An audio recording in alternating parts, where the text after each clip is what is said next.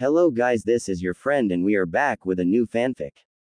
Which is what if Naruto became Forbidden Demon King and he built a legendary harem with Sakura, Tsunade Hinata. P3. And if you enjoy this fanfic then please press the like button and subscribe to my channel for more fanfic like this. And comment for next part. And now let's start the fanfic. Hinata's face instantly turned crimson at Naruto's sudden words, making her stutter even more. Wife. No, I haven't. Such a thing as two. At this moment, Naruto's mind was entirely on the avatar character. Great. Any identity. If this is the case, then Shinobi God created successfully. The God persona has been successfully created. The host can speak once a day through this persona. Naruto couldn't help but cough in his heart. It really was any identity. Although this thing is useless, it can allow people within a certain range to receive the avatar's words. Well, isn't that just like the Yamanaka clan's ninjutsu? Never mind. Will I be able to speak as the Shinobi God in the future? Woohoo. Awesome. The shy Hinata mustered up the courage to look at Naruto, and seeing the joy on his face as he gazed affectionately at her face turned even redder. Naruto-kun, overwhelmed, Hinata's legs went weak, and she fell backward. Hinata. Naruto was startled and quickly caught her, but no matter how he called, Hinata didn't respond. Why did she pass out just like that? Naruto muttered, touching her forehead and checking her breathing. Only then did he feel relieved enough to place her gently on the soft grass. Seeing that Hinata wouldn't wake up for a while, he decided to process the big fish they had caught first. He gathered some wood nearby to make a barbecue rack and finally sat down to open the system panel. Shinobi God can speak today. What should I say? Naruto fell into deep thought, since it was a broadcasting tool, and it also carried the title of the Shinobi God, but it could only speak once a day. Why not just make a diary of the Shinobi God? Well, let's just do it. Naruto typed the following string of words into the input box. August 15th, Sunny. Shinobi God's diary. Shinobi nowadays are all idiots. If there are no long-legged shrine maidens in short skirts performing sacrificial dances, I might as well destroy this world. And there are too many Sharingan on that guy Shimura Danzo. So disgusting. Ding. The Shinobi God was created successfully, broadcasting range 50 square kilometers. At this moment, Hiruzen, who was working on a document, suddenly trembled and scribbled the entire document. The words of the Shinobi God suddenly appeared in his mind, and the content almost made him spit out blood. When he turned around to look at the guards beside him and found that Yamashiro Aoba and Namiyashi Rado both had strange expressions, he knew something was wrong. Hokage-sama. They walked to the front of Sarutobi Hiruzen's desk in unison and looked at him nervously. The situation had exceeded his expectations. When words could appear out of thin air in their mind, Aoba and Rado, as Hokage's guards, had already realized the seriousness of the matter. As for the content of that diary entry, they are so similar that they dare not even think about it. Emergency situation. Summon the Konoha's council immediately. But first, call Yamanaka Inoichi. Hiruzen gave the order with a stern face. Yes. Aoba and Rado accepted the order and left immediately. The Yamanaka clan is one of the few clans in Konoha skilled in mental techniques. The clan leader, Yamanaka Inoichi, is particularly skilled in techniques like mind-reading technique, capable of extracting information even if the enemy didn't speak. Meanwhile, Danzo, who was resting with his eye closed, was frightened by this sudden text and turned pale. However, he quickly calmed down. He knew that there must be someone behind this, and he had to find that person.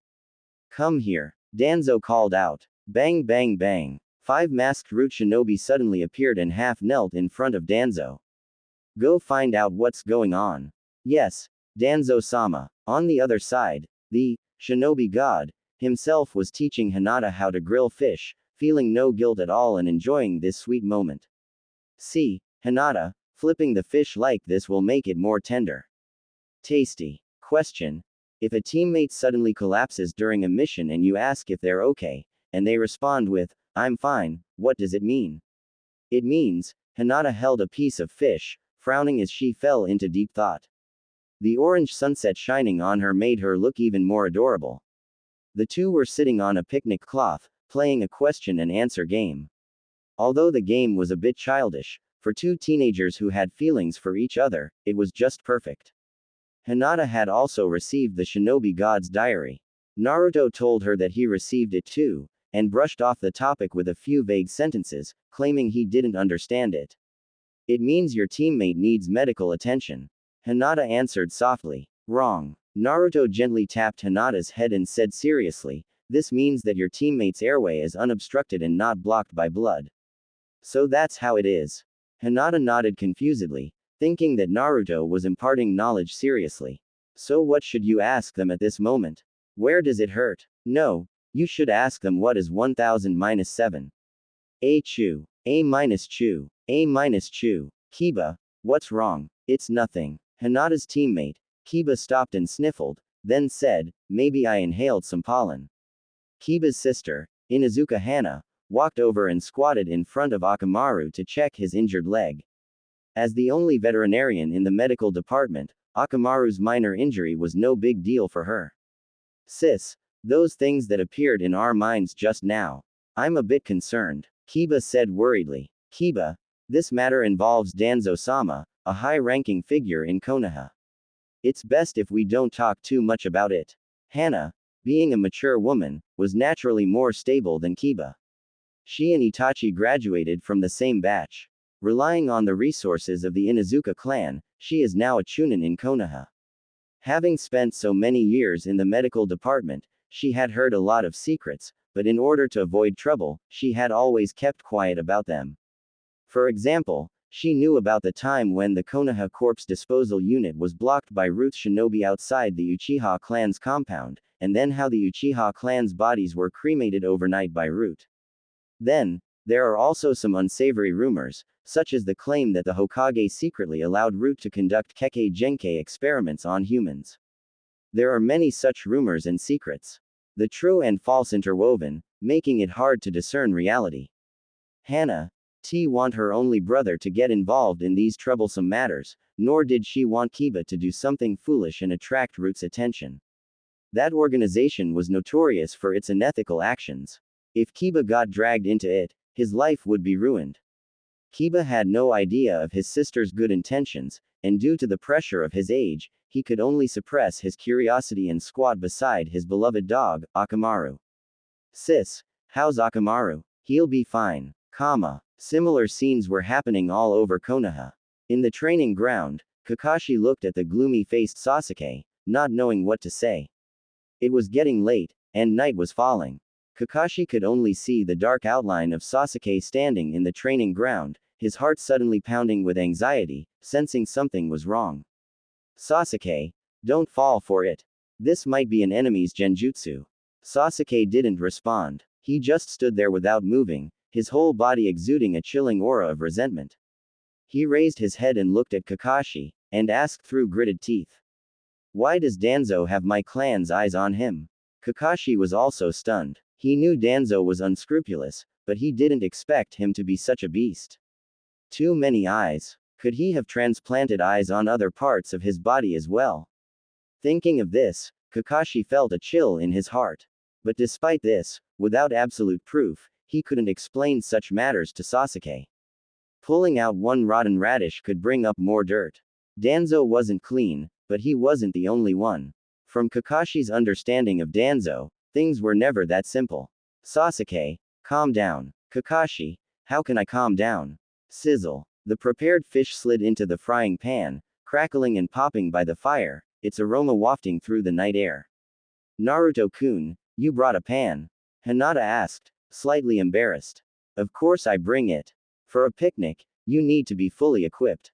Naruto pointed at the pile of utensils and said, a frying pan is a must. I'll show you something nice later. What is it? Hinata was stunned for a moment and her face turned red again. Naruto glanced at Hinata, seeing her face flushed from the fire, and smiled mysteriously as he flipped the fish in the pan.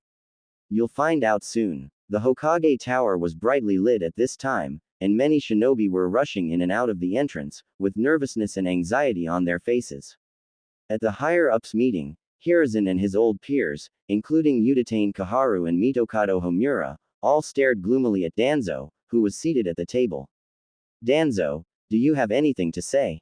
Koharu asked sternly. I have nothing to say. Danzo said with his hands crossed. Shouldn't the focus of this matter be the ninjutsu that can appear in everyone's mind? If the person behind this can say whatever they want, the village will be in a passive position. Today, it's me being targeted. Tomorrow, it could be anyone. I suggest we take a wait-and-see attitude towards this matter and let our people investigate it. Danzo said in a deep voice. After he finished speaking, Koharu, Homura and Hiruzen looked displeased, but they didn't say anything else or continued to hold him accountable. They also knew that it was unrealistic to ask Danzo to prove his innocence on the spot. It was not that it was impossible, but it would be counterproductive. After all, if proven true, it would only make things awkward. The village still needed Danzo, so they couldn't just dismiss him. Besides, what Danzo said made sense. Every higher-ups present had their own secrets, though not as extreme as Danzo's. If there truly was an all-knowing shinobi god, the next exposed could be any one of them. Bang! Several fireworks rose into the night sky, illuminating Hinata's upturned face, and the beautiful appearance of the gorgeous fireworks exploding was reflected in her eyes. Joy spread across Hinata's face as she gazed at the night sky, feeling an unparalleled sense of happiness. And all of this was thanks to the boy beside her, the one lighting fireworks in the distance. Naruto had completely forgotten about the shinobi god's diary, not giving it a second thought, let alone the huge disturbance it caused to the village. He trotted over to Hinata and stood beside her. The two of them looked up at the fireworks, and their hearts are filled with happiness. At this moment, they couldn't help but think happily in their hearts. This is great. To have Naruto-kun by my side, I'm so happy. This is great. I've finally spent some money, I'm so happy. Goodbye, Naruto-kun. Hinata stood under the gate of the Hyuga clan's compound, reluctantly waving goodbye to Naruto. Her small frame seemed almost fragile. Naruto guessed that it might have something to do with the secrets of the Hyuga clan's main family, but he didn't dwell on it. For him, the present moment was what mattered. Hinata, full and warm, wasn't just a simple paper figure. He could feel the tension and gloom behind her smile, like a girl dancing with shackles on her feet. Goodbye, Hinata-chan. Naruto waved. Hinata nodded, took a few steps into the darkness, then turned back to him and said, Thank you, Naruto-kun. I am very happy today. Me too. The next day, before dawn, Naruto woke up, opened the system panel, and started updating the shinobi god's diary. Yesterday's events were long forgotten, and he felt refreshed. August 16th, the desire to destroy the shinobi world has grown stronger. Another day without seeing long legs. The caged bird of the Hyuga clan is the most disgusting slave system I've ever seen, turning family members into slaves. After 1,000 years, shouldn't the seal have been improved? The original intent to protect the weak branch family has changed, hasn't it? After posting it, Naruto shook his head, squinted his sleepy eyes, and went back to sleep. Over Konoha. After a few seconds of silence, screams erupted. The entire Konoha village was completely shaken by this daily update of the shinobi god's diary. If yesterday's message made the high-level officials a bit panicked, now they were utterly overwhelmed. The bedside lamp in the room was turned on. The meeting of Konoha's higher-ups ended at 2 o'clock in the morning. Only 3 hours later, Inoichi had to get up again. Inoichi, do you really have to go? I'm worried. Sitting on the dimly lit bed, the noble lady, Rhino, spoke with a tired look on her face. It'll be fine. Inoichi comforted his wife while putting on his clothes. Usually, only Shikaku needs to attend higher-ups meetings to represent the Ino-Shika-cho clans. But you also know that the message that can appear in our minds is really strange. Our Yamanaka clan is the only one in the village who is good at mind-reading ninjutsu. If I don't go, it will only arouse suspicion. Then take care, Inoichi. Rhino said softly. After a moment of silence, Rhino spoke again as she got dressed and got out of bed. Inoichi, are the things the shinobi god said true? Inoichi didn't know how to answer, so he could only sigh and answer vaguely. Probably not. How could something like the shinobi god exist? It's definitely someone's doing. The village will get to the bottom of it and give everyone an explanation. Rhino. Inoichi was dressed neatly and prepared to go out. When his hand held the door, he turned around and looked back at his wife and said, "Go keep our daughter company." Ino must be terrified. "Yes, be careful on the way." With a bang, the door closed. As Inoichi walked on the road, the originally quiet Konoha had already become chaotic. The villagers walked onto the streets, talking about the shinobi god's diary with horror on their faces. Does the shinobi god really exist? It's been 2 days, it doesn't seem fake. A worried villager said with some fear. Who knows? The village hasn't given any explanation yet. But I don't think it's fake. The owner of the dango shop said as he stood at the door of his shop, "There's dark circles under his eyes. I couldn't sleep a wink because of this. How can anyone sleep soundly?" That's right, we don't know where Hokage-sama is, and he hasn't appeared to say anything yet. Another villager said with a sigh. So, do you think what the shinobi god said is true? One of the villager asked in a low voice, about that esteemed person in the Hyuga clan. Upon hearing this, the first speaking villager looked terrified and nervously said, "You can eat recklessly, but you can't speak recklessly. If the Anbu hears you, you'll be taken away. We shouldn't discuss the Hyuga clan's matters either. Just keep your thoughts to yourself." Yeah, we shouldn't talk about such things. The other villager echoed. Inoichi, who was passing by, overheard the villagers' conversation and his expression grew even heavier. He had heard about the slavery system of the Hyuga clan before, and it was indeed a truly unacceptable practice. Turning one's relatives into slaves was a deeply taboo topic, so those in Konoha who knew about it instinctively avoided discussing it. Over time, most people in Konoha were unaware of this, but those who survived the Third Shinobi World War were well aware of it. It was a curse known as the caged bird.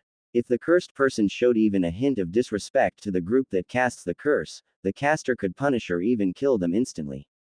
This is the reality of the Hyuga clan. Only the firstborn of the main family could remain in the main family, while all other clan members became part of the branch family. The so-called branch family were essentially slaves to the main family, a system that allowed the Hyuga clan to maintain their lineage for 1,000 years by ensuring absolute loyalty through the caged bird. Absolute loyalty meant no betrayal, as any traitor would be brain dead with just a thought from the main family.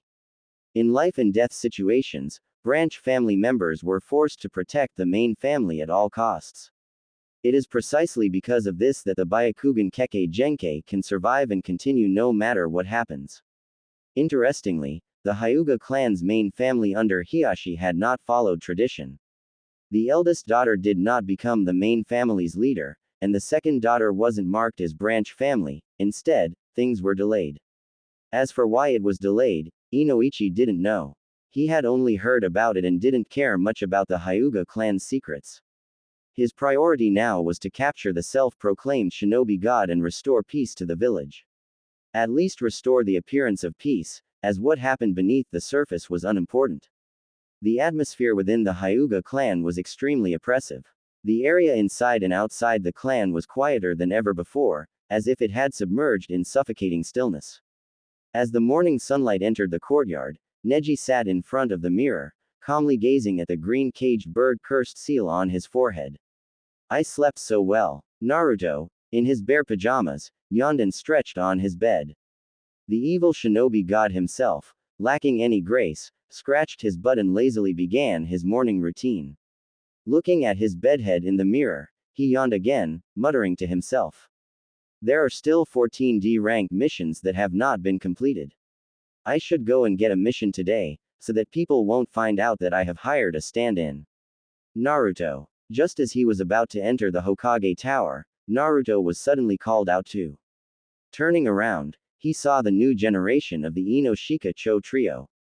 The three of them stood outside the Hokage Tower, seemingly waiting for someone. Shikamaru leaned against the wall, lazily waving at him. He's dressed in his usual mesh undershirt with his signature dead fish eyes. Ino stood aside with an uneasy look on her face, distracted, while Choji was still the same as usual, holding a bag of potato chips in his arms and crunching the food into his mouth. What are you guys doing here? Naruto, familiar with the three, didn't bother with formalities and reached out to grab some snacks from Choji's bag of potato chips. Crunch. Naruto took a bite as Shikamaru, without even glancing at him, looked up at the sky and sighed. Asuma had something come up last minute, so we're just waiting for him here. After saying that, Shikamaru asked Naruto, you know about that thing, right? Which thing? That guy who calls himself the shinobi god. He's spoken twice now, and the village is in chaos because of it. Oh, that thing. Naruto scratched his head and said with a bright smile, I thought it was just someone's prank. How can the ability to let the whole village receive the message be an ordinary prank? Shikamaru complained, holding his head, Naruto, you're too dense. But the shinobi god must be a super pervert. He was talking about things like long legs and shrine maidens in short skirts. No one will believe it anyway, it's just nonsense. Naruto said dismissively, then looked at Choji. Choji raised his eyebrows, bit off a potato chip in one bite, and said naively, the last chip is my ninja way. Only someone as clueless as you wouldn't believe it, Naruto. Shikamaru said, the stuff about the Hyuga clan is true. What stuff? Naruto asked, pretending not to know. It's about Shikamaru, Asuma-sensei is coming out. Choji suddenly shouted, Naruto, let's talk about it next time. We have to go first. Shikamaru glanced toward the Hokage tower and saw that Asuma had indeed come out. So he waved at Naruto and followed after Choji and Ino, who had started walking away. Ino didn't say a word to Naruto the whole time, not even looking at him. Naruto didn't mind and turned to enter the Hokage tower once the trio was out of sight. The building was in chaos, with Anbu and regular Chunin carrying various documents and rushing around. Occasionally, Naruto could hear them nervously discussing the shinobi god and he could occasionally hear words like Hyuga. Tilting his head, Naruto went upstairs quietly and familiarly to go to the mission hall to take a D-rank mission. Kakashi punished him to complete 20 D-rank missions, and he could not return to Team 7 before that. D-rank missions weren't particularly difficult. As Naruto climbed the stairs, pondering what today's mission might be, he suddenly heard someone coming down, swearing loudly. They want me to find out in one day. Where am I supposed to investigate? That damned shinobi god, if I get my hands on him, I'll torture him thoroughly. The scar-faced brute named Morino Ibiki went downstairs with his men from the torture and interrogation force and just passed by Naruto who was going upstairs. Scary. Naruto shivered, more determined than ever to hide his identity as the shinobi god. There must be no evidence linking him to it. He felt a deep-seated fear of the head of the torture and interrogation force, Morino Ibiki. It wasn't that Ibiki was particularly strong, but this man was a true pervert. Standing at nearly 1.8 meters tall and built like a muscular neighbor from a Japanese movie, Ibiki was secretly a masochist. His interrogation techniques not only tortured enemies but also inflicted pain on himself. Just the thought of it made Naruto shudder. The image of a burly man with a pained yet pleased expression was so disturbing that it made Naruto want to end it all. This is the mission scroll, please take it. The staff at the mission hall handed the mission scroll to Naruto with a good attitude.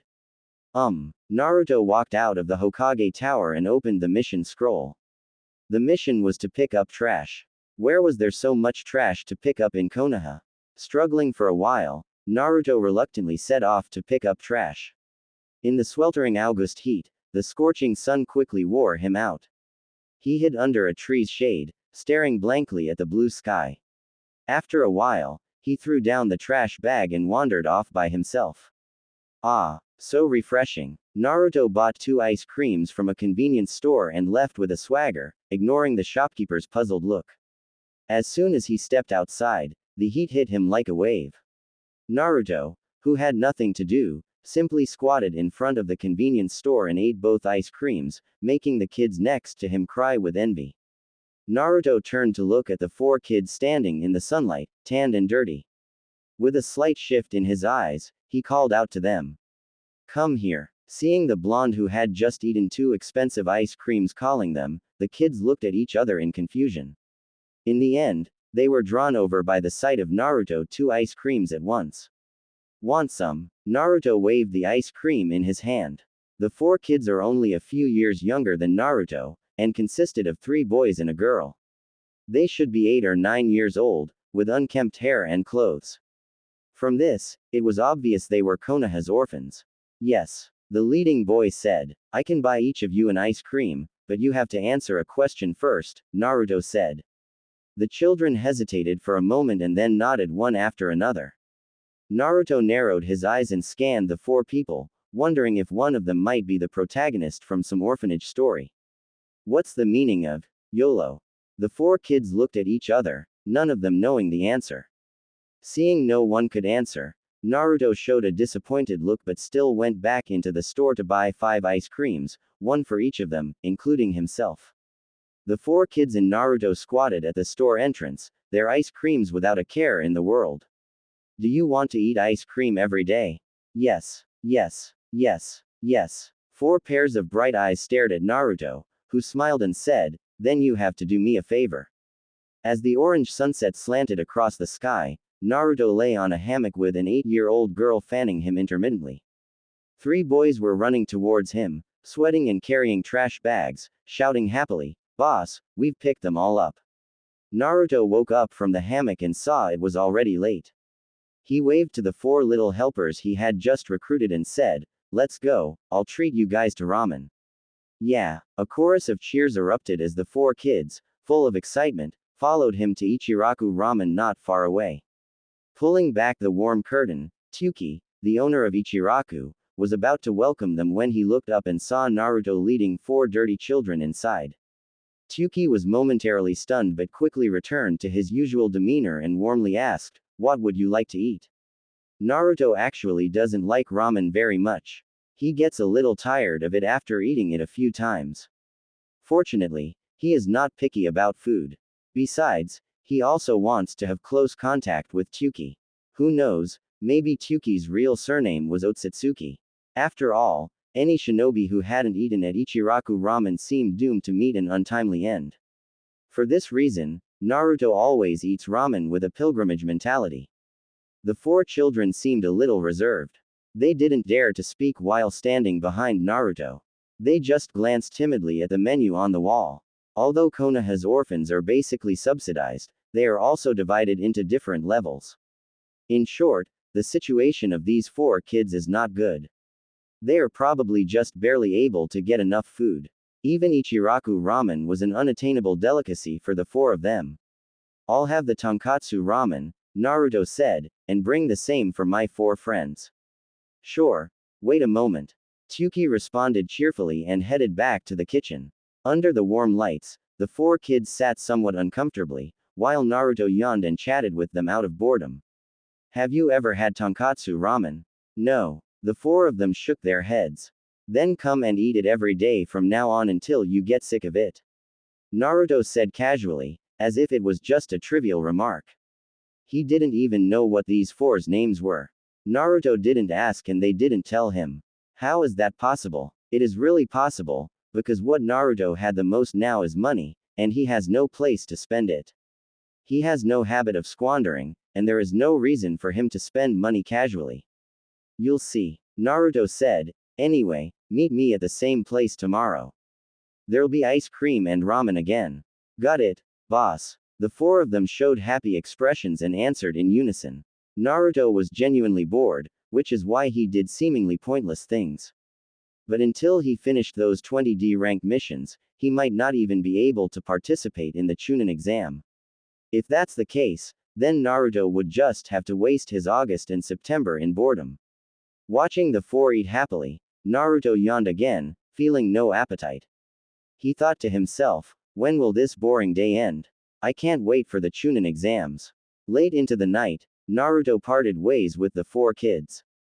This scene happened to be witnessed by Ino, who had just finished her training. She was a little confused as to why Naruto was hanging out with those kids. However, after watching them part ways, Ino didn't think too much about it and walked towards the Yamanaka flower shop. She didn't know how to face Naruto now and didn't want to complicate their relationship further, so she decided to calm down for a while. However, not long after she walked away, she brushed shoulders with an odd old man dressed in white hair. He was tall, wearing a mesh undershirt training suit covered with a red coat, and a headband with the word, "oil," written on it. When did such the village have such a person? Ino looked back at the man for a long time, but in the end, she did not follow him. She felt that it might be related to the Chunin exams that Konoha was going to host soon, as there are also many people coming from other villages. Now that she thinks about it this way, it makes sense. Naruto also saw Jiraiya from a distance but didn't approach him. Instead, he headed home in his own direction. If I get involved with Jiraiya, my future will definitely be troublesome. He really didn't want to inherit the title of the Child of Prophecy. Honestly, Naruto couldn't believe what a toad had said. Now that he is the shinobi god, even though it was just an avatar, it had its advantages. Although it might not be useful, spreading hellish jokes around Konoha and disrupting public order wasn't a bad thing. Unfortunately, Naruto had to make sure he wasn't caught. Besides himself, no one else could know he was the whining shinobi god. After returning home, Naruto went to sleep as usual. At midnight, Naruto's biological clock made him suddenly open his eyes, then he checked the panel to update the shinobi god's diary on time. August 17th, the will of fire is the shinobi world's trash. After sending it, Naruto fell back asleep. The next day, Konoha held a public lecture on the will of fire. Shinobi were distributing pamphlets about the will of fire everywhere in the streets, and many slogans were posted on walls. Kakashi even informed Naruto to remember to attend the Will of Fire advanced course at the academy, and also helped Sasuke and Sakura to attend the class. No way, I still have D-rank missions to do, Naruto complained. I would have almost forgotten if you hadn't mentioned it. Kakashi scratched his head while squatting on Naruto's window. How about this? Use transformation jutsu to substitute for Sasuke and Sakura in class, and you can skip the D-rank missions. Deal. Oh, by the way, Kakashi suddenly remembered something and said before leaving, tomorrow, the three of you will go to the academy to submit your application forms for the Chunin exams. I have already submitted your names. Got it. After giving the instructions, Kakashi disappeared. Naruto woke up lazily, washed up, and suddenly remembered his appointment with the four kids. So, he skipped class altogether. At the entrance of the convenience store, Naruto and his gang of 5 squatted in a row, holding ice cream in their hands and them synchronously, with the scorching sun a few meters away from them. So, boss, you don't have to pick up trash today? One of the boys asked, sounding a bit disappointed. Nah, not for now. Got other things to do. Naruto replied, swallowing his ice cream in one gulp and casually tossing away the stick. Then, he said, wait for me here. We'll have barbecue together around noon. The only girl among the 4 raised her head, her messy long hair framing her face. She looked at Naruto and asked, why are you being so nice to us? No reason. Naruto glanced back at them, if I don't hang out with you guys, I wouldn't know what else to do. Anyway, just wait for me here obediently. Leaving those words behind, Naruto walked away without looking back.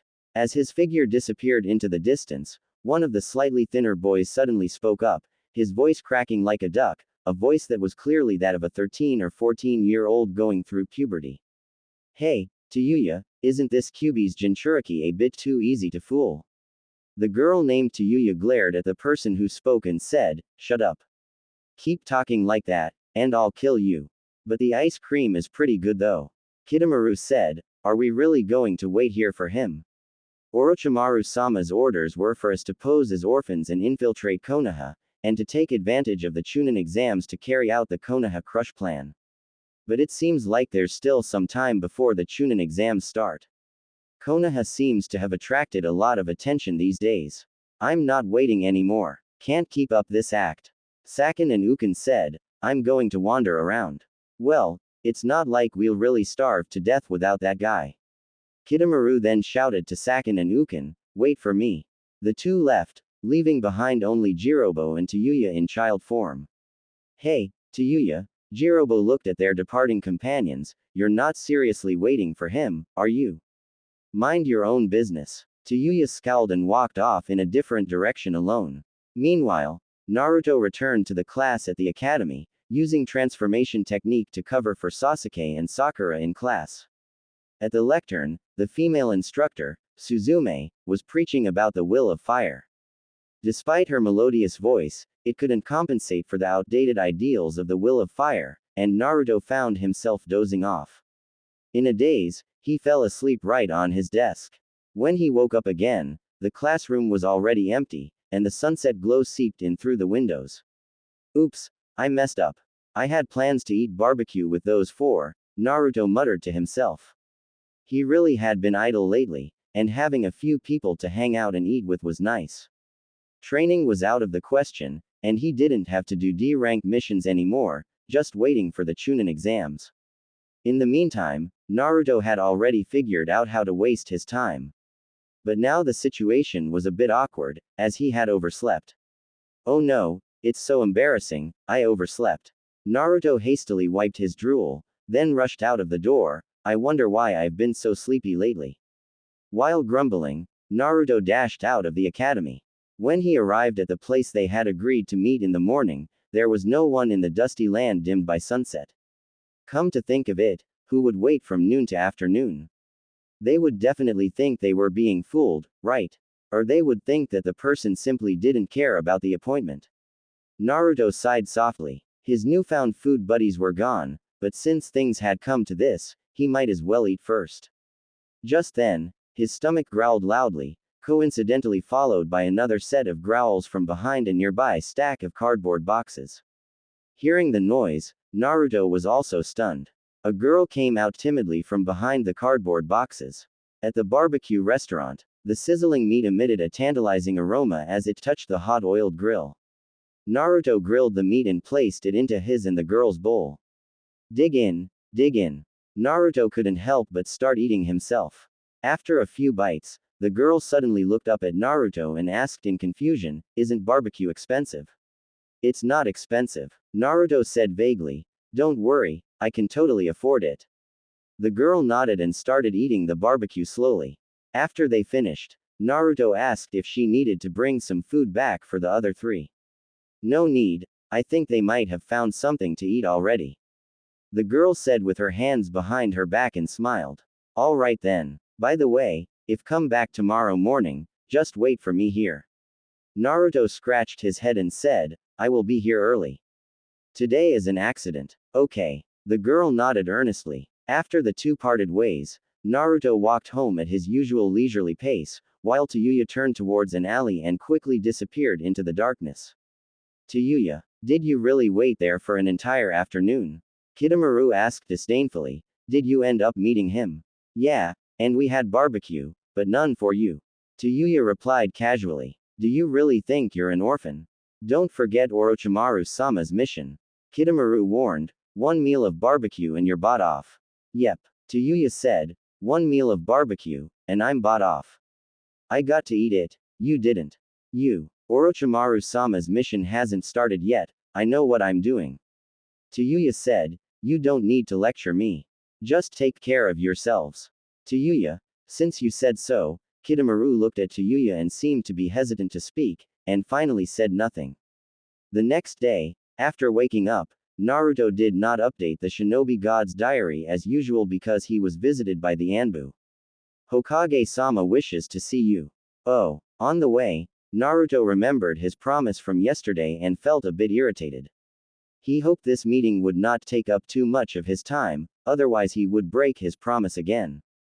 After entering the Hokage's office, Naruto met the Sandaime Hokage, Sarutobi Hiruzen. The old Hokage was sitting at the Hokage table, smoking a pipe and looking at Naruto up and down. "Naruto, a lot of things have happened in the village recently." Hiruzen began. "What do you think?" "I haven't noticed much difference." Naruto replied indifferently. "Anyway, the village is safe with Hokage-sama here. I saw your name on the list for the upcoming Chunin exams." Hiruzen glanced at Naruto and said, "Given the current state of the village, and your importance to it, I hope you'll withdraw from this exam." "Okay." Naruto barely hesitated. "Can I go now?" "Don't you want to know why?" Hiruzen looked at Naruto in surprise and said, "I originally thought you would not be able to accept it. The Chunin exam's a great opportunity for a genin to showcase their skills." "Nothing to ask," Naruto answered in a proper manner. "The village must have its reasons for making such arrangements. I don't mind." The essence of a shinobi is obedience, right? I don't mind anymore. Hiruzen's expression grew serious, but he couldn't find the words to respond. He looked at Naruto, and Naruto also looked at him. Hokage-sama, may I leave now? You may. After receiving the affirmative response, Naruto turned around and left without any hesitation. Before closing the door, he heard Hiruzen sigh. Perhaps Sandaime didn't want Naruto to become just a weapon for the village, but the current Naruto didn't have such an optimistic view. He saw the village's attitude towards him, and he didn't want to sacrifice himself for Konoha. With the system, he didn't need others to teach him ninjutsu, nor external help to control the Kyuubi. If he wanted, the system could completely skip the Kyuubi and directly extract its power. As long as he wanted to, Naruto doesn't need to rely on anyone and can live as he pleases. Kyuubi is just a fox living in his body, so why should he avoid him? With the system in hand, there was no reason to avoid it. Sooner or later, one day, he'd crush the Kyuubi with a single punch. Stepping out of the Hokage's office, Naruto felt the sunlight on his skin, but it offered no warmth. He glanced around and headed in a particular direction. The bustling streets of Konoha were as lively as ever, filled with people going about their day. Walking along the road, Naruto had already put the recent events behind him. Since Sandaime wanted him to skip the Chunin exams, he might as well continue causing some trouble in Konoha. After arriving at the meeting spot, Naruto saw the little girl and immediately put on a smile. Everyone was busy preparing for the Chunin exams. Originally, Naruto had D-rank missions to pass the time, but Kakashi had exempted him from those missions. However, Sandaime asking him to give up taking the Chunin exams instantly made Naruto felt like he was back to square one. Kakashi was busy coaching Sasuke, Sakura was engrossed in learning medical ninjutsu, and all the other teams were preparing for the Chunin exams. Even Hinata was working hard. Everyone was busy except Naruto, who was doing nothing. He was like the white clouds drifting in the sky, free yet incredibly bored. So in the mornings, Naruto took the little girl to the forest to catch animals, and in the afternoons, they fished in a shallow creek. By sunset, they were atop the Hokage rock, overlooking the Konoha village.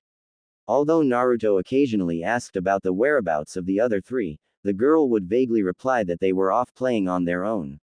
He didn't mind and continued to enjoy his leisure. If you are alone, even the most delicious food will lose some of its flavor. Having someone to share meals with greatly satisfies Naruto's desire to show off. Anyway, he was not short of money, so they had barbecue for lunch and Ichiraku ramen in the afternoon. The next day, he changed his taste to seafood, and then mountain delicacies. As the days passed, the time for the Chunin exams drew closer. This must cost a lot, right? The girl looked at Naruto and asked, somewhat puzzled. Even though she was ignorant, she felt that this extremely expensive lifestyle was a bit exaggerated. Naruto, however, was unfazed and replied casually, does it? The night breeze blew past them as they stood on the Hokage rock, gazing at the thousand lights of Konoha. Naruto jumped onto the railing, squatted down, and said, as long as we're happy, money is not important. Naruto waited a long time for a response. When he turned to look at the girl, she looked as if she wanted to say something but hesitated. What's wrong? Naruto asked, and then added, let's go to the Valley of the End tomorrow. There seems to be a big red fish over there. Valley of the End should be far from Konoha. I don't know why the author wrote so. I can't go tomorrow. The girl suddenly said, that's fine, I can go alone. Naruto said, what about the day after tomorrow? It seems like we've been to all the places we should go. There's nothing fun to do now. I have something important to do. I might not have time to hang out with you anymore. The girl said hesitantly, I really want to, but it's really important. Naruto was stunned for a moment. He then jumped off the railing, and suddenly smiled and said, come on, if you have something to do, just go. We're both from Konoha, right? We'll definitely have time to hang out again. Yeah. The girl's eyes dimmed a little when she said this. Alright, go ahead. We'll hang out again when you're free. Naruto said, waving her off with no hint of sadness on his face.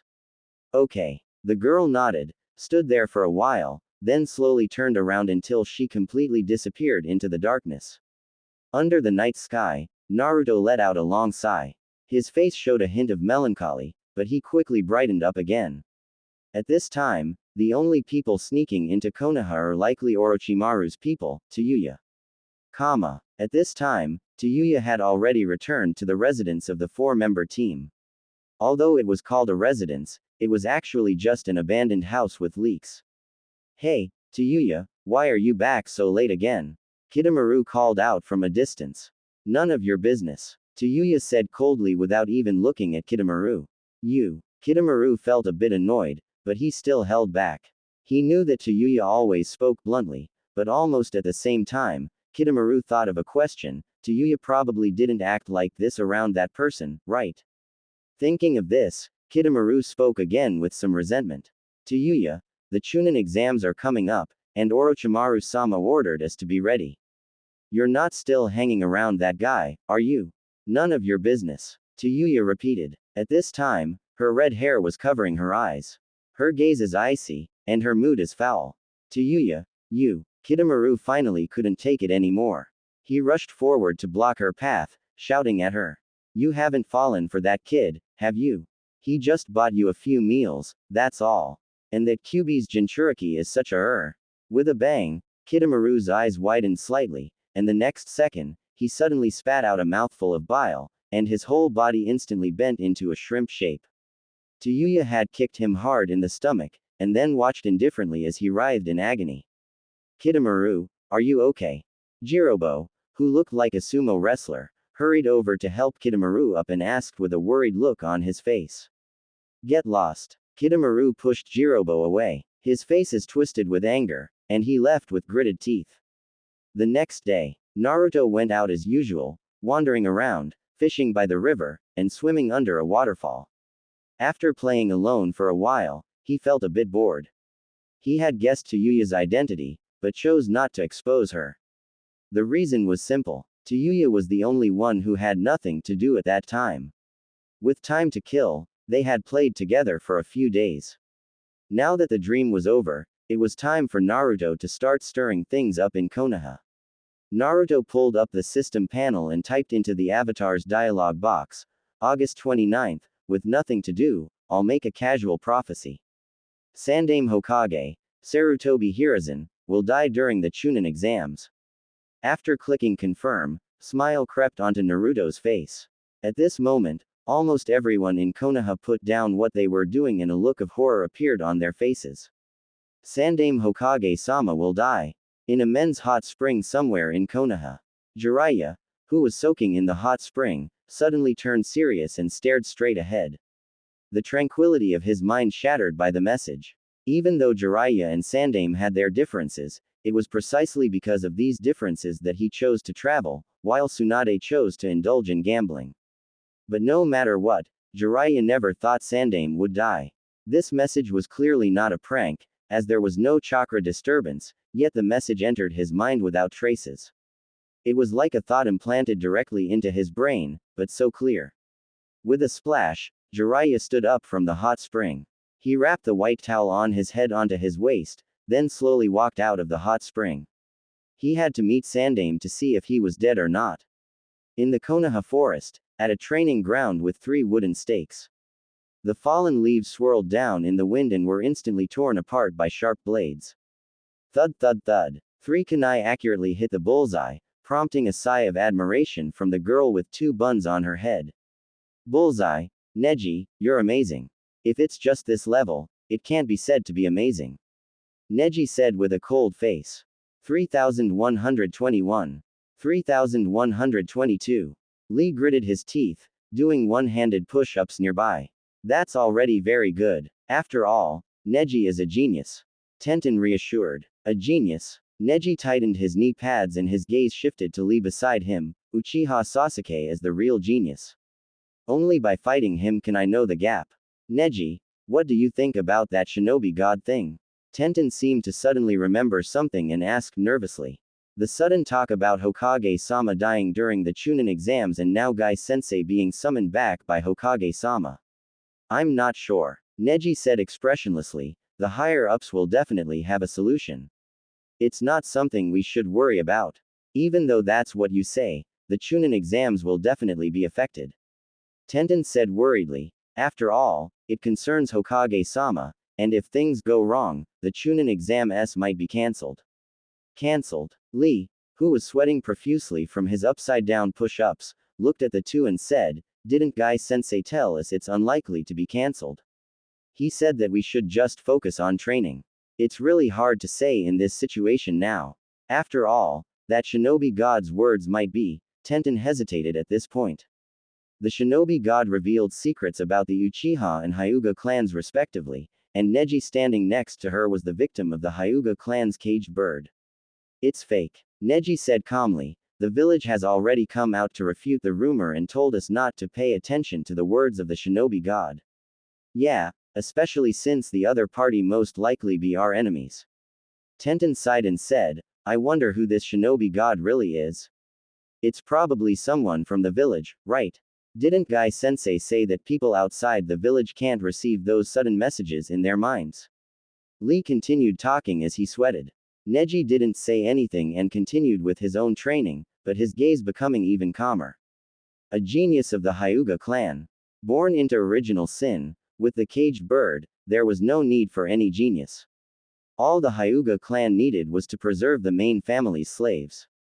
As long as they could survive, continuing like ugly beasts was irrelevant. What's the deal with that message?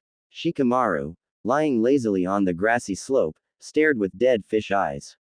Asuma suddenly had something come up, and probably returned to the Hokage tower. After all, he was the Hokage's son, so he was probably very worried about Sandame's situation. The Ino Shika Cho trio suddenly found themselves with some free time. Shikamaru lounged around while Ino continued training, and Choji sat on the side munching on potato chips. Hearing this, Choji, munching on his chips, squinted his eyes and said, "Didn't the village say it was fake news?" "Who would believe that?" Shikamaru mumbled. "The incident with the Hyuga clan was real, wasn't it? Last year's top rookie should be from the branch family, right?" "Who told you that?" Ino, who had stopped training, heard their conversation and walked over to ask. "I heard it from my father," Shikamaru said, putting a blade of grass in his mouth, staring at the cotton candy clouds drift by in the sky with dead fish eyes. That genius of the Hyuga clan probably has the caged bird cursed seal on his forehead too. Hearing this, Ino sighed. "There's nothing we can do about the matters of big clans." "Yeah," Shikamaru agreed, staring at the blue sky for a moment before suddenly asking, "Ino, do you have a conflict with that guy Naruto?" Ino was stunned for a moment when she heard this, then answered in a panic, No, why are you asking? Didn't you deliberately avoid Naruto last time?" Shikamaru continued, "I'm just a little confused. When we went to submit the application form for the Chunin exams today, why there were only Sakura and Sasuke from Team 7. I don't know what's wrong with Naruto. He used to crave recognition so much, but now, he seems to have lost all his drive." "I don't know about that either," Ino said with a smile. "Besides, I've had my share of conflicts with him, so there's nothing strange about that." "Yeah, who knows what that guy is up to?" Shikamaru complained. Naruto. Choji, who was eating potato chips, turned to them and suddenly said, "I saw him recently, and he seemed to be with a little girl." "A little girl?" Ino was slightly surprised. "Probably an orphan from the village." Choji shoveled the potato chips into his mouth. "I saw them at the barbecue restaurant. That guy Naruto, I feel like he doesn't even seem like a shinobi anymore." "Yeah, who knows? I haven't seen him train lately." Shikamaru sighed and said, "Last time I saw him, he wasn't even wearing his forehead protector." "How is it possible?" Ino was shocked. Naruto wanted a shinobi's forehead protector so much before, how could he? "It's hard to say." Shikamaru stood up and looked out from the hillside. His gaze rose from the grassy plain, past the swaying grass, over a fleeting white bird, and finally landed on a few small black dots in the distance.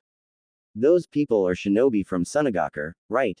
Hearing this, Ino and Choji also looked in that direction, and cold sweat immediately formed on their foreheads. On the grassland some distance away from them, a shinobi carrying a gourd had a gloomy look on his face, and the other two shinobi, a man and a woman, also looked at the three of them with unfriendly expressions. The two groups locked eyes, and the Ino Shika Cho trio felt a chill down their spines. It's like a fear of being watched by a predator. Fortunately, the three Sunagaku's shinobi did not continue to walk towards them, but changed direction and headed towards the Hokage Tower. That guy with the gourd is scary, Ino said with a lingering fear on her face, patting her chest in relief. I hope we don't run into them during the Chunin exams. Shikamaru swallowed his saliva and agreed with a pale face. Crunch, crunch. Choji was frightened and tilted his head back to pour a bag of potato chips into his mouth. Tamari, I heard that there is also a Jinchuriki in this village. Kankuro, who was walking on the road carrying a puppet on his back, asked his sister, Tamari. Yes, it's the most powerful one, Kyubi. Tamari had a huge folding fan hanging behind her back, and she was wearing a shoulder-bearing fishnet dress, with a slightly displeased look on her face. Kankuro initially wanted to make a few sarcastic remarks, but remembering that his cold-blooded, murderous Jinchuriki brother was standing right next to him, he quickly dismissed the idea. The conversation came to an abrupt end. Jinchuriki, which is comparable to walking human-shaped nuclear bombs, were terrifying to anyone who dealt with them. Kankuro was definitely scared of being squashed to death by his own brother's transformed hand. Gaara remained silent throughout the whole process and seemingly uninterested in his siblings' conversation. As the three entered Konoha's main street, their unusual appearance immediately drew the attention of passers-by. However, it was just a brief moment of curiosity. With the Chunin exams around the corner, seeing a few genin from other villages on the streets was not uncommon. Among the crowd, a young boy with spiky blonde hair was leisurely wandering around with a drink in his hand. His bright hair made him stand out, and he had a lazy expression on his face. Naruto no longer needs to take part in the Chunin exams, and Kakashi is busy training Sasuke and helping Sakura with her taijutsu training. Anyway, Naruto was left alone with plenty of free time. Besides aimlessly wandering around the streets, his favorite pastime was transforming into an adult using the transformation technique to sneak into Konoha's arcade and play pachinko. He didn't wear the Konoha forehead protector, leaving his forehead exposed and his blonde hair conspicuous as he roamed around having fun. Since Sandaime didn't want him to take the Chunin exams, he decided to let loose and enjoy himself. The reason Naruto wanted to participate in the Chunin exams was purely to trigger the system's options. If that didn't happen, he wouldn't be too disappointed. Worst case scenario, he could always use the time to hang out with Hinata and unlock the Kyuubi's progress. The feeling of getting stronger while flirting with girls is indeed really comfortable. Fox demon brat, get lost. I'm not selling anything to you. The mask shop owner glared at Naruto with a look of disgust. Naruto, who was picking out a fox mask, turned his head at the sound of the shop owner's voice. He first stared at the shop owner deeply, and then unexpectedly put on the fox mask on his face. Step by step, Naruto walked towards the shop owner. The mask shop owner was frightened by the silent, masked Naruto. He stumbled backward and fell to the ground with a thud. When he turned his head to look at Naruto, the spot where Naruto had been standing was empty. Are you looking for me? Naruto's voice suddenly came from directly behind the shop owner. The man, still on the ground, looked up to see Naruto, who's wearing the fox mask, leaning over and staring down at him. Ah, monster. Ha ha ha. What's the matter, mister? Are you really that scared? The terrified screams mixed with Naruto's carefree laughter, attracting the attention of passers-by who looked on at the scene inside the shop with horror on their faces. Naruto, however, was unbothered. He walked straight up to the shop owner, removed the mask from his face, and asked with a bright smile, Mister, will you sell me the mask? Sell. The mask shop owner was already intimidated and no longer dared to make any sarcastic remarks. Oh, the smile on Naruto's face suddenly disappeared at this moment. He casually tossed the fox mask onto the ground and said softly, but I don't want it anymore. As he said this, he stomped on the fox mask on the ground and broke it into pieces. Then, he turned around and kicked the mask stand next to him down. The force was so great that the masks on the rack instantly shattered into pieces. The mask shop owner, pale with fear, stared wide-eyed as his mask display collapsed with a crash. However, Naruto just glanced at the fallen shop owner and casually tossed a handful of bills into the air before leaving with a smile on his face. As he watched the fearful and shocked gazes of the villagers on the street, Naruto smiled to himself, I'm a Jinchuriki, nobody owed anyone anything. Why should I give in to those bastards? They want me to be a nuclear weapon, but they always treated me poorly. Why should I accept it? That's the Kyuubi's Jinchuriki, right? Kankuro, who was passing by in the crowd, asked, pointing in the direction Naruto left. Seems like it. Temari nodded, her brow furrowed slightly. Let's go meet him, Kankuro suggested eagerly, his face filled with anticipation. Don't meddle in other people's business. Temari refused decisively, and said in a low voice, don't forget our mission. That Kyuubi brat doesn't look easy to mess with. But before Temari could finish her words, Gaara, who had been silent all along, stepped towards the direction Naruto had left.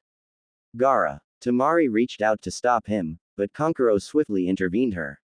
He shook his head at Temari with a rare serious expression and said, he's made his decision. It's best not to interrupt him.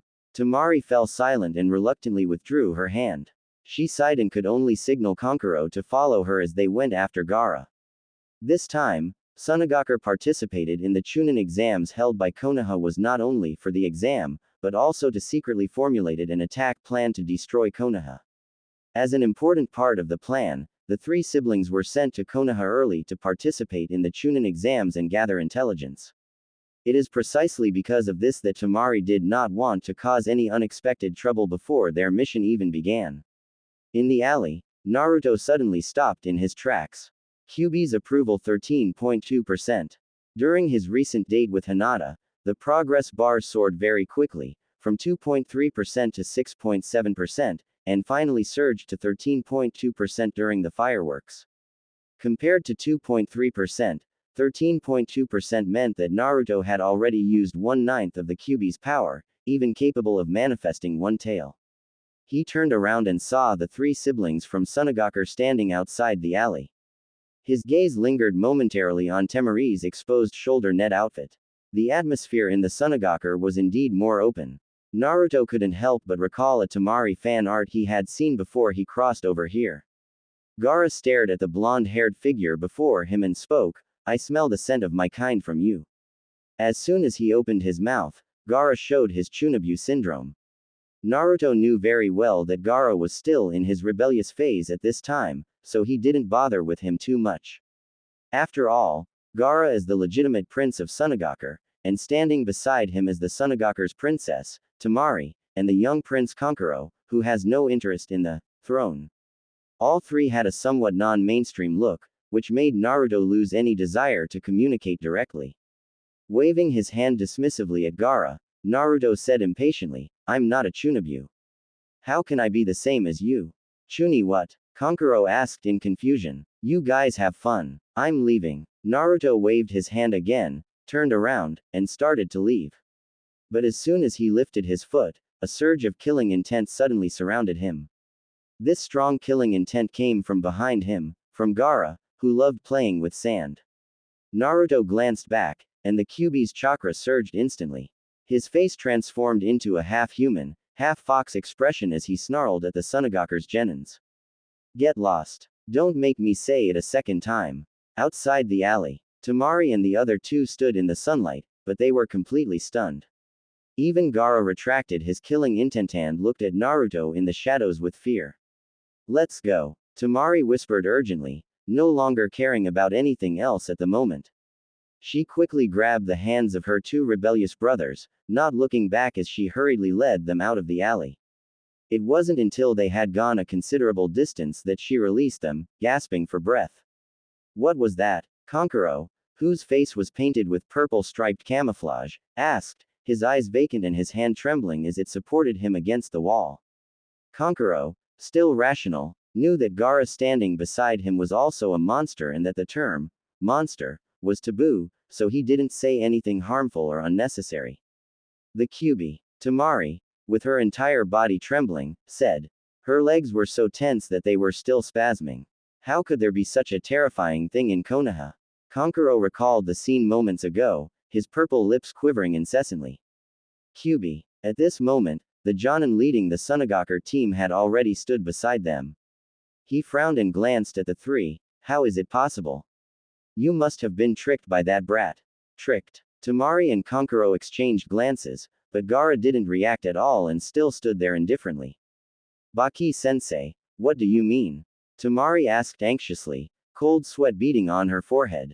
Baki, the Jonin referred to by Tamari, wore a stern expression, dressed in black tight-fitting clothes with a brown Sunagaku's Jonin vest over it. He had a piece of white cloth draped over half of his head, covering the left side of his face. His tone was serious and somewhat authoritative. You don't need to worry too much. Baki said. Kyubi reappeared in Konoha more than a decade ago. It is believed that the mature Jinchuriki is already dead. The current Konoha's Jinchuriki is just an ordinary kid who can't control the power of the Biju at all. Having said this, Baki paused, looked at his three students and continued, what you described was a Biju transformation. That is something that only a perfect Jinchuriki can do. If Konoha really had such a Jinchuriki, how could we have continued the Konoha Crush plan? Sensei, are you saying that kid can't really control the Kyubi and just pretended to use Biju transformation to scare us? Tamari asked in surprise. Of course, otherwise, how could it be so coincidental that the village's most important Jinchuriki just happened to pass by you? Baki nodded. His eyes seemed to see through Konoha's conspiracy, and he showed a stiff smile as if he had comprehended everything.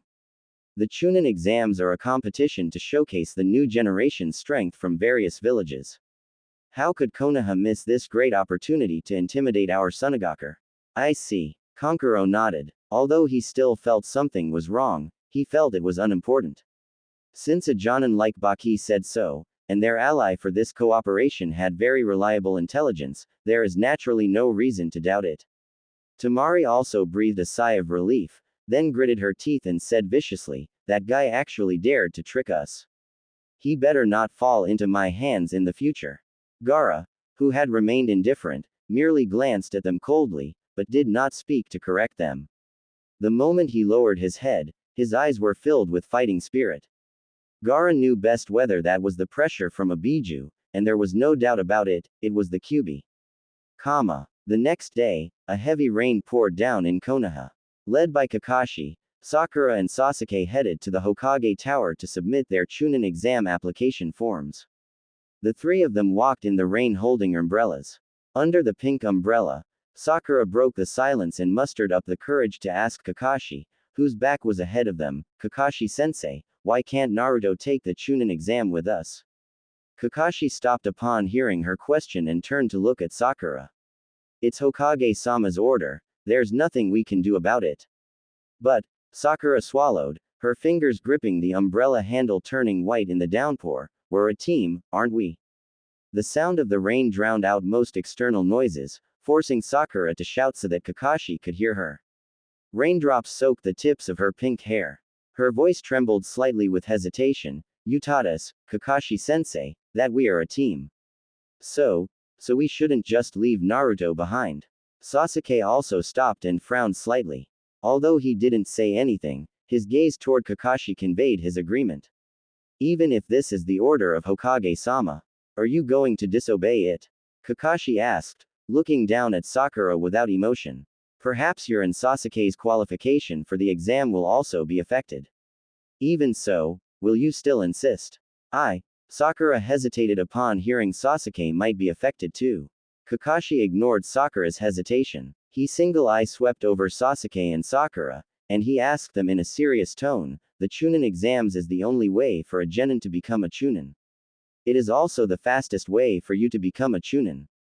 After becoming a Chunin, both the mission rewards and the resources you'll receive are many times those of a genin. You all have your goals, don't you? Isn't it better to achieve them sooner? The Chunin exams this time is in Konoha, our home ground. It's a rare opportunity. If you wanted to wait for another chance like this, it might be a while. By then, your peers from the academy might already be Jonin.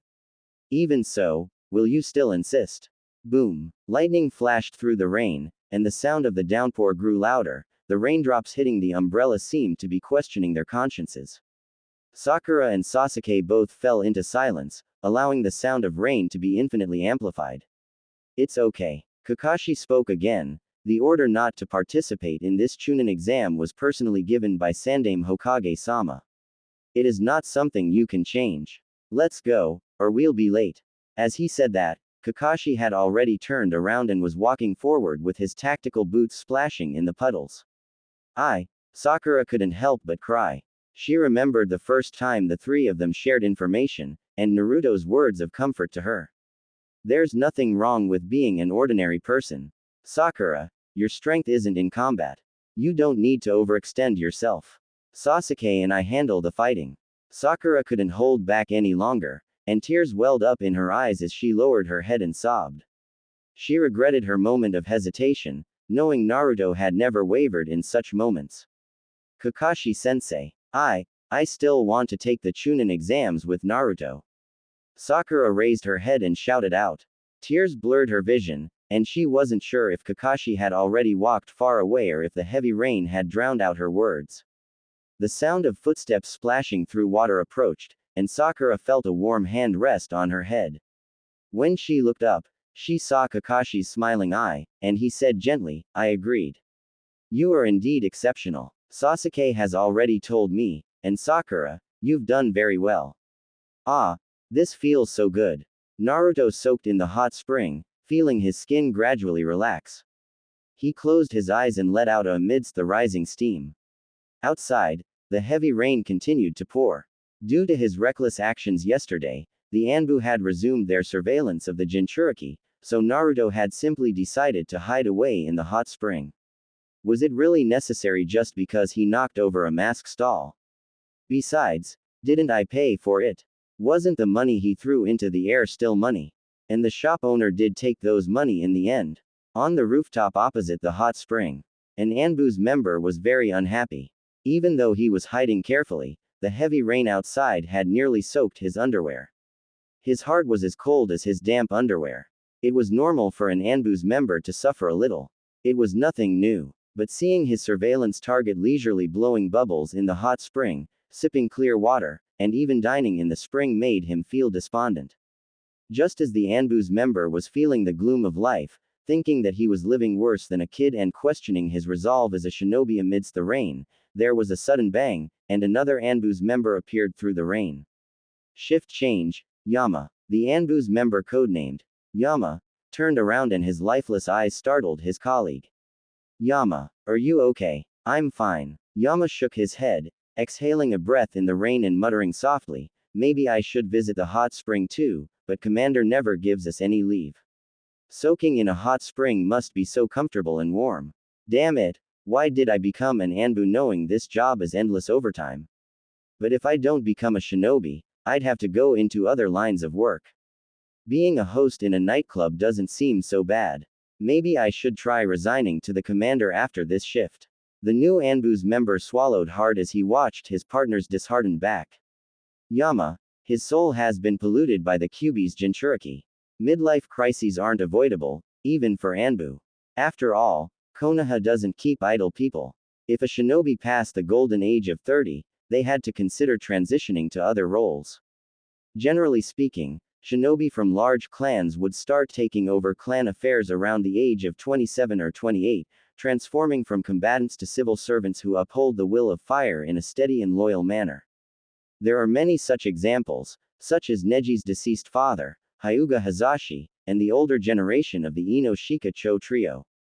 As the saying goes, dragons beget dragons, phoenixes beget phoenixes, the son of a strategist is a strategist, the disciple of a Hokage is a Hokage.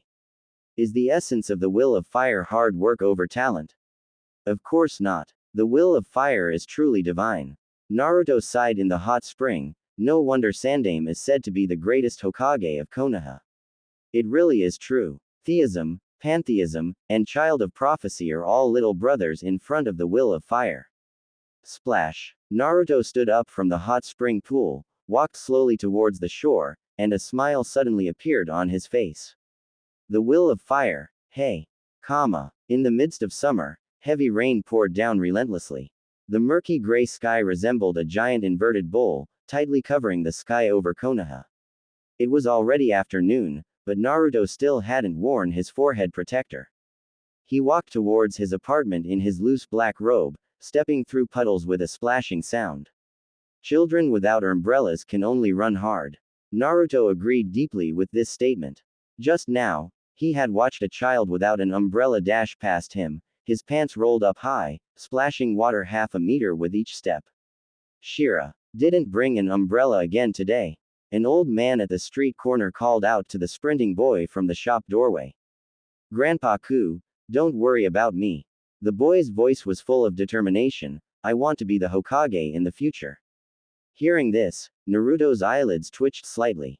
Just as Naruto was pondering whether the boy wanted to be Tsunade's man or Sandame's man, there was a loud bang. The boy stepped into a puddle, slipped heavily, and fell into it. At this time, his face and body were covered in yellow mud spots. Give the umbrella in your hand to the young Shira, so that he can feel the warmth of the world. Reward. Max level 4 symbol seal. Walks away indifferently, and before leaving, mocked the young Shira, letting him feel the malice of the world. Reward. Shukaku's favor. Hearing this, Naruto was stunned. What kind of dark, perverted and heaven-defying choices are these?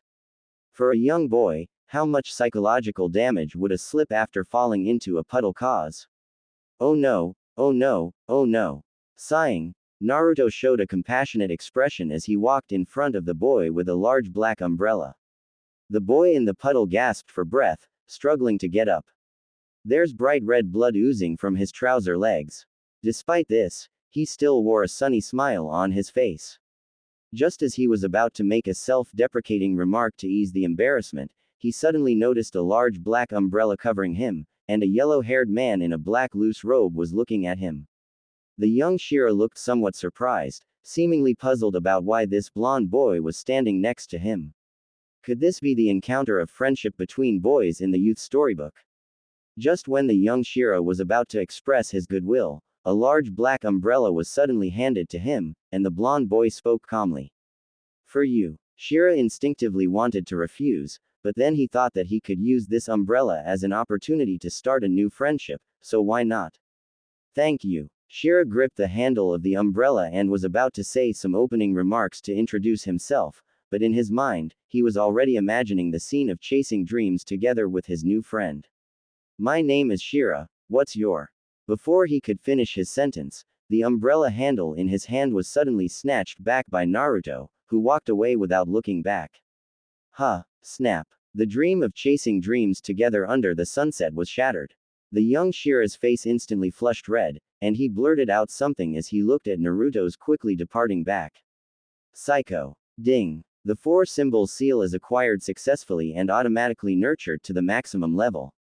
Naruto had already walked far away.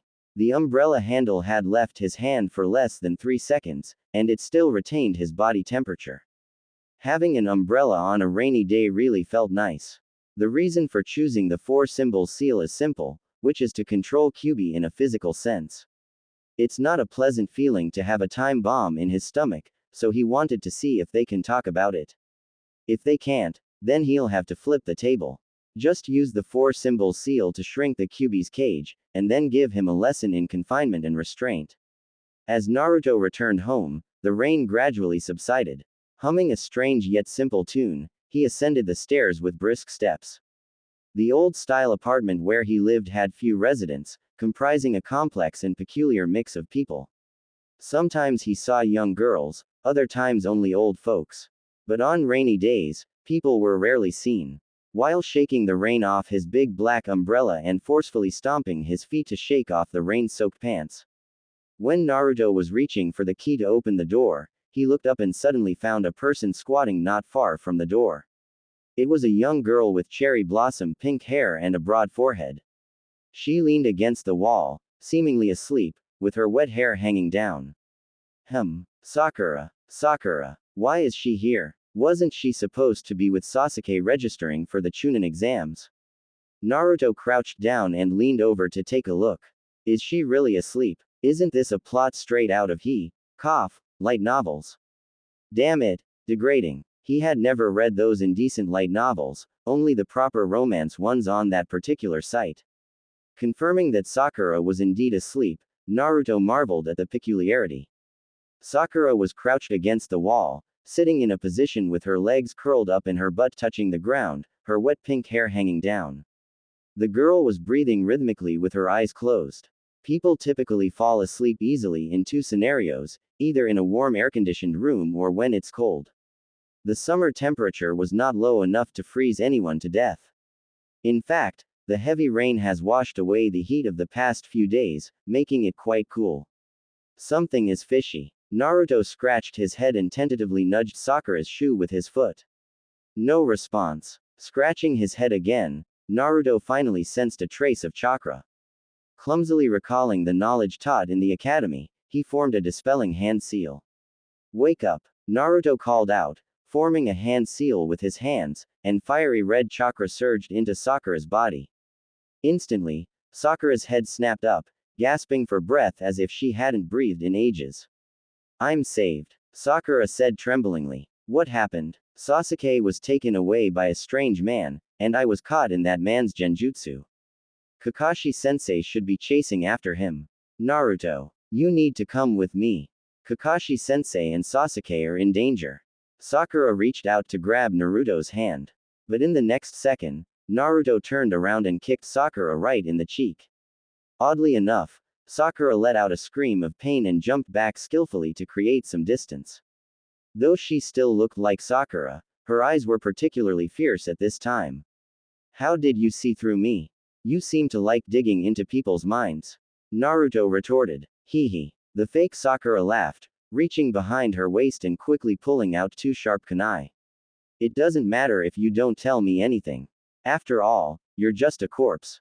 The fake Sakura still hadn't removed her disguise, and charged towards Naruto with two kunai in hand. Meanwhile, the surroundings began to change.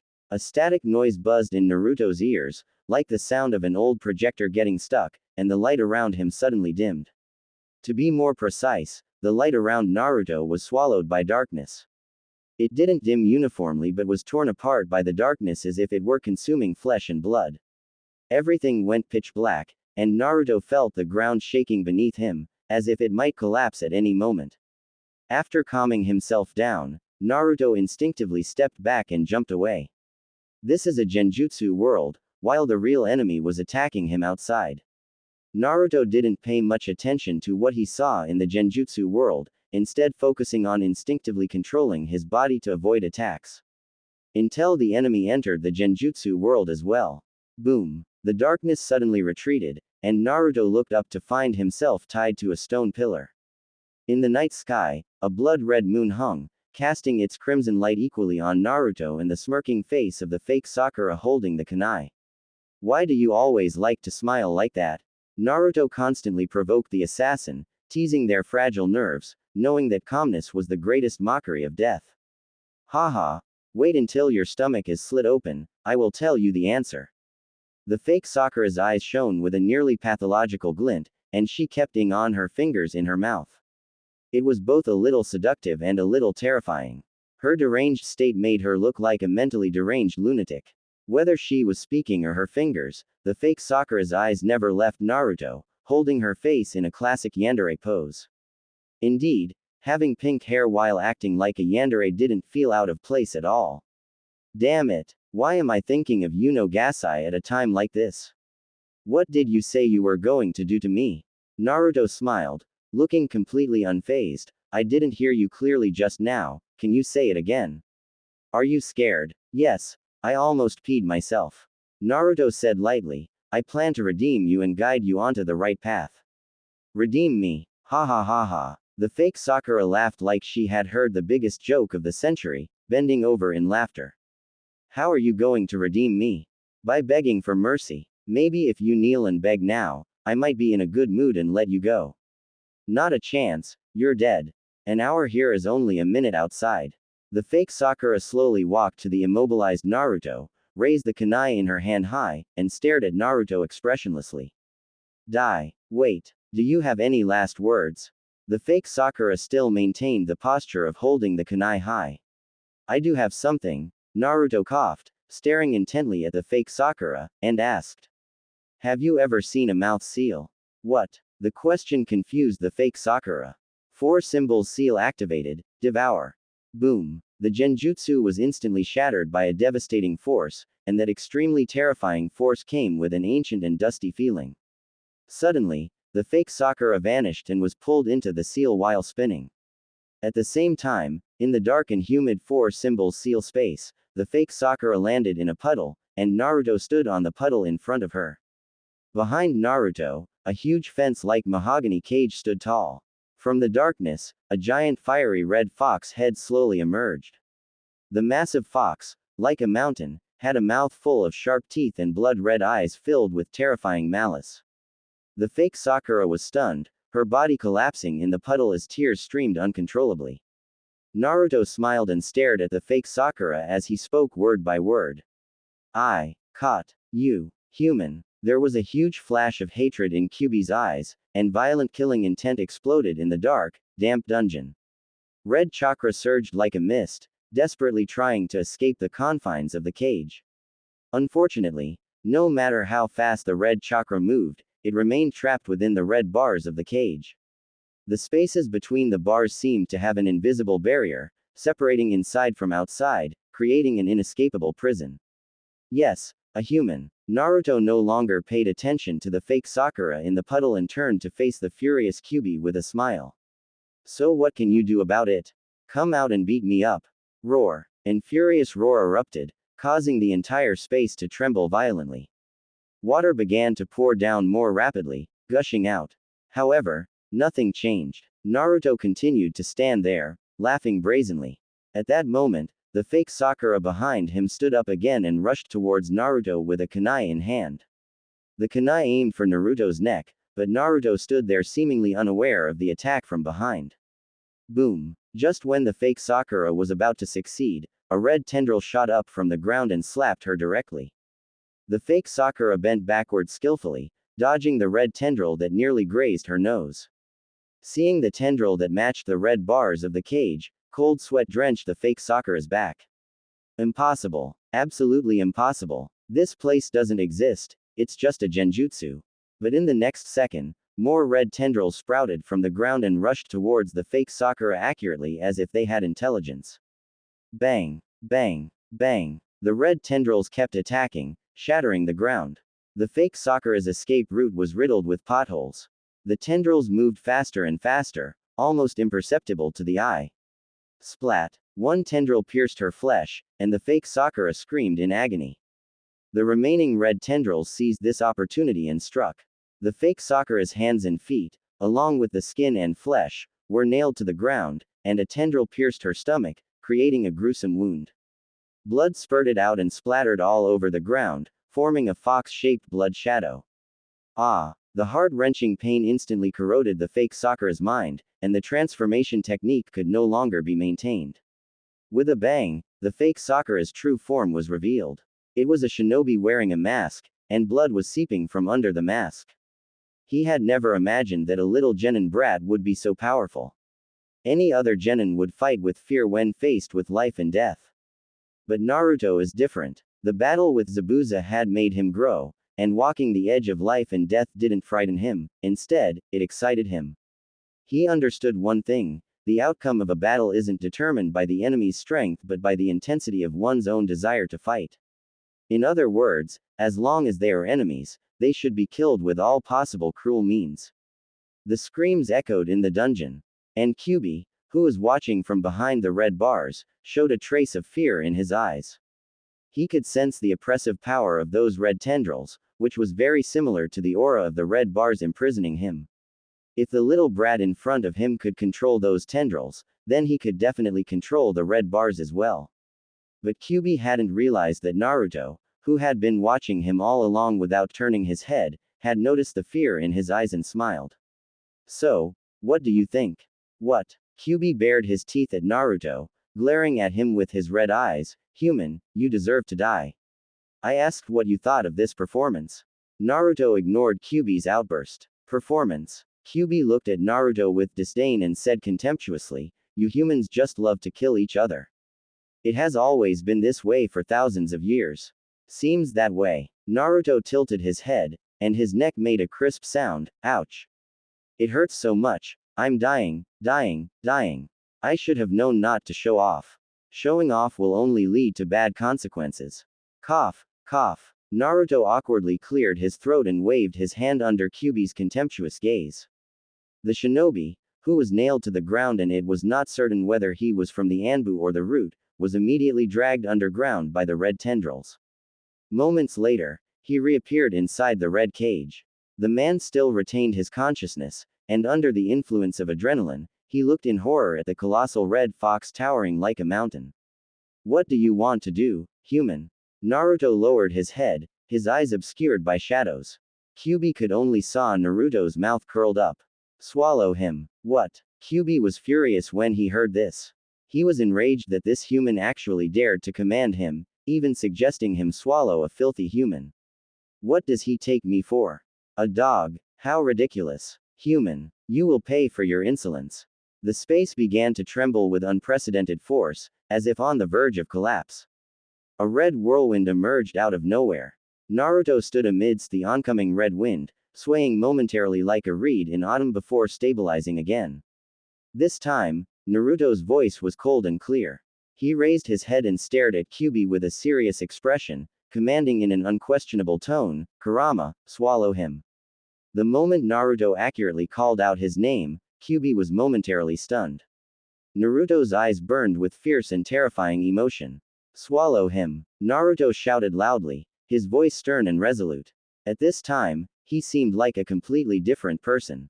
There was boundless ferocity in his eyes, and his pupils were red as if they were about to burn. Kyuubi had no choice. His mind went blank and he was truly compelled by Naruto's command. He opened his massive maw and picked up the dying shinobi. No, no, help, ah, the sound of crunching echoed, followed by the shinobi's screams reverberating through the space. With a toss of his head, Kyuubi swallowed, and the shinobi's voice abruptly ceased. Dead silence. There was no sound in the space. Only Naruto's heartbeat was heard, which gradually slowed down and returned to normal. The red in Naruto's eyes faded, and his expression returned to normal. What had just happened seemed like a dream, but the glaring bloodstains on the ground reminded Kyuubi that, for a moment, he had indeed been controlled. In that instant, Kyuubi only felt that the soul of the little brat in front of him was exceptionally towering, and he was just a small cat in front of him. It was like an ill-tempered owner scolding his pet, and that fierce gaze had made even Kyuubi feel fear, instinctively choosing to obey. Humiliation, it was utterly humiliating. As a Biju, and the most powerful one at that, he was actually made to eat a human like a dog. Recalling the sensation in his throat, an unprecedented wave of nausea washed over Kyuubi's brain, nearly making him retch. In the damp and cold sealed space, one man and one fox stood quietly facing each other from across the red cage bars, their heights contrasting sharply. Drip, drip, drip. Water droplets fell from the eternally dark cell above, emphasizing the eerie silence within the seal space. Human, how do you know my name? Kyuubi couldn't hold back any longer and broke the silence first, staring intently at Naruto. Naruto, with his hands in his pockets and his large black robe draped over his shoulders, answered with a nonchalant expression and dead fish eyes, "I heard it from others." "You're lying." Kyuubi reacted violently, baring his teeth and shouting angrily, "Despicable human, do you still want to continue deceiving me?" "Human, are you talking to me?" Naruto asked curiously. "Despicable human, when I get out, I'll tear you to pieces." "It seems you still don't understand the current situation, Kurama." Naruto looked up with a smile and suddenly pointed at Kyuubi. "What do you want to do?" "Haha, I was just trying to scare you. Look how frightened you are." Naruto grinned. "Damn it, are you mocking me?" Kyuubi roared in fury, seemingly ready to unleash another wave of red chakra. But this time, Naruto's expression changed instantly, the smile on his face disappeared, replaced by a serious look. He pointed at Kyuubi and said, "Bind him." As his words fell, the red cage bars suddenly shrank inward at a rapid speed, rapidly compressing Kyuubi's movement space. Roar. "Damn it, what have you done?" "Ah." Kyuubi's roar echoed as the red cage bars were struck violently, making loud bangs. 4 symbols seal, max level. Naruto stood calmly, patiently waiting for Kyuubi's anger to subside. It was a while until the sealed space was quiet once more. Human. I'll be back, Kurama. I hope that next time, we can have a pleasant conversation.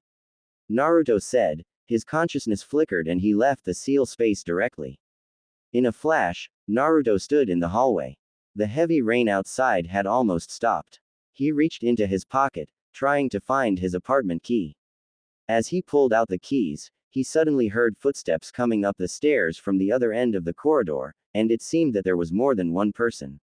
After what happened just now, Naruto furrowed his brows and stared at the entrance of the corridor.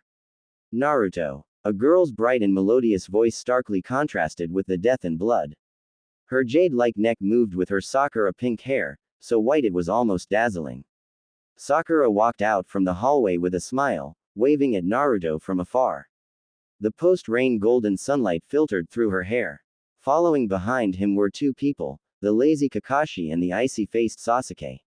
Yo, Naruto. Kakashi had been to Naruto's house before, but this was the first time he used the front door, so he seemed somewhat unfamiliar with it. For some reason, Anbu's members liked appearing on rooftops or outside windows, places animals usually prefer. It's no wonder they wore animal masks. Sasuke stared straight ahead at the blonde boy who was about to open the door. His gaze stopped at his smooth forehead without the forehead protector, and he said with a tone of disdain mixed with regret, "Tisk. Sakura. Kakashi-sensei. Sasuke. Why are you here?" Naruto's hand was behind his back, ready to activate the four-symbol seal at any moment. That Chunin exams, Sakura said loudly, mustering her courage, "We all want to take part in it together with you, Naruto." Huh. Naruto tilted his head, his hand behind his back slowly relaxing. The Root's underground office. Danzo-sama, the mission failed. Asada is dead. A Root shinobi wearing a blue patterned mask knelt on one knee, while Danzo, with his right eye bandaged, sat solemnly in front of his desk without saying a word. Dead? Danzo asked sullenly. What about the Kyuubi's Jinchuriki? Speak. Danzo stared at the shinobi and said dissatisfiedly. The shinobi, who was half kneeling on the ground, suddenly broke out in a cold sweat and answered mechanically, the Kyuubi's Jinchuriki swallowed Asada. Swallowed. It's a sealing technique. The Root shinobi responded truthfully. It should be the four-symbol seal of the Uzumaki clan. Asada was ed into the seal. Knock. Knock. Knock. Danzo tapped the table and coldly spoke.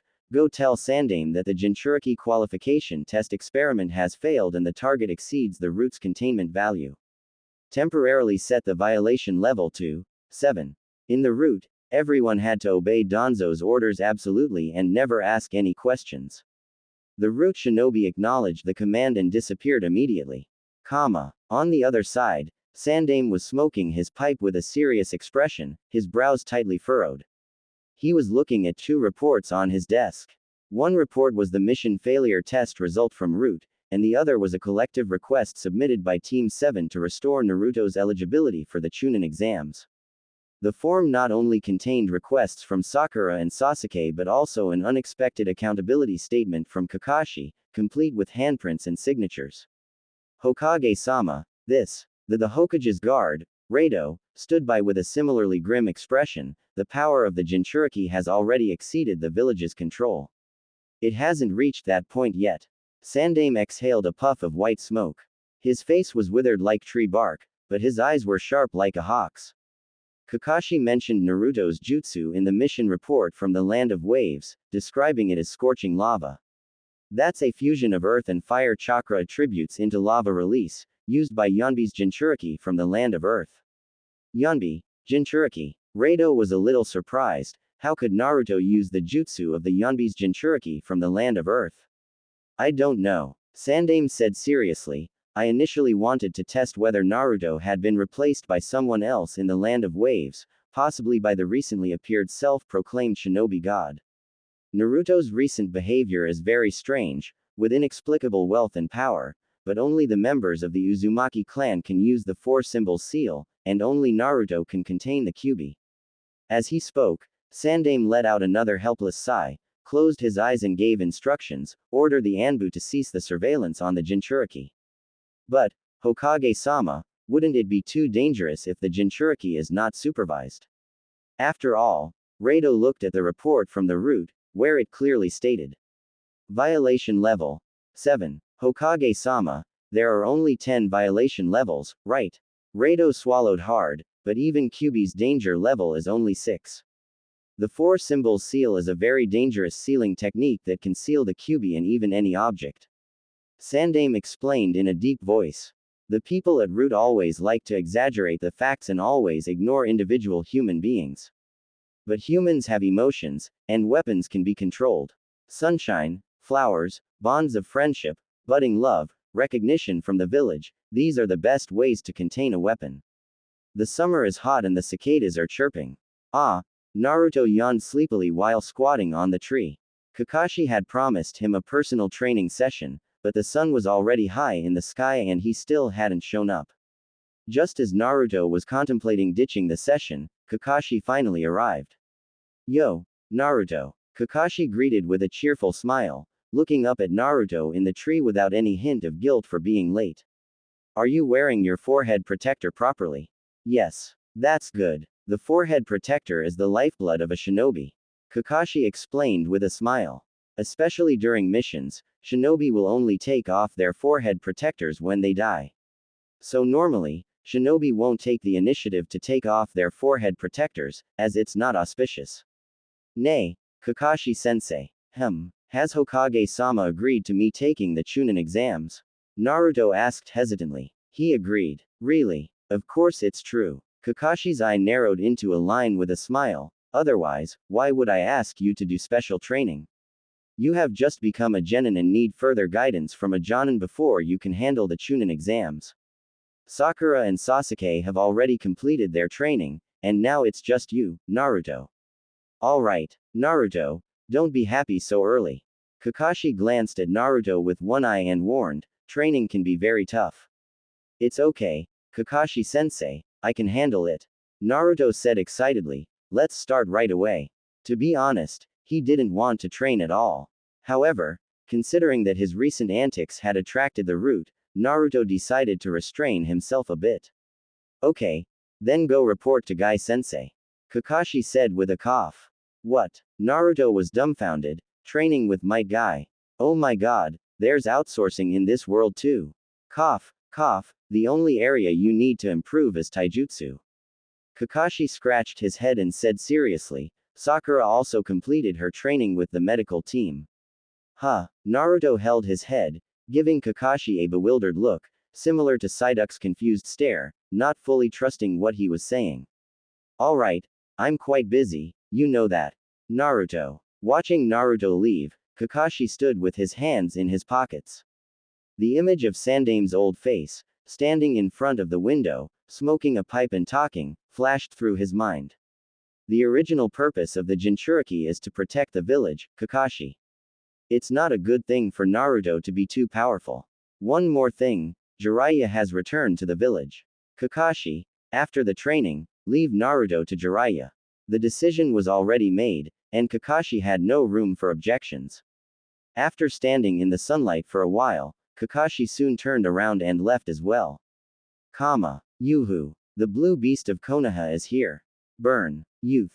2 green-clad watermelon-headed shinobi, one big and one small, leapt across each other and performed the leaf whirlwind in midair, putting on a passionate entrance show. Naruto was left speechless, Neji stood expressionless, and Tenten massaged her forehead in exasperation.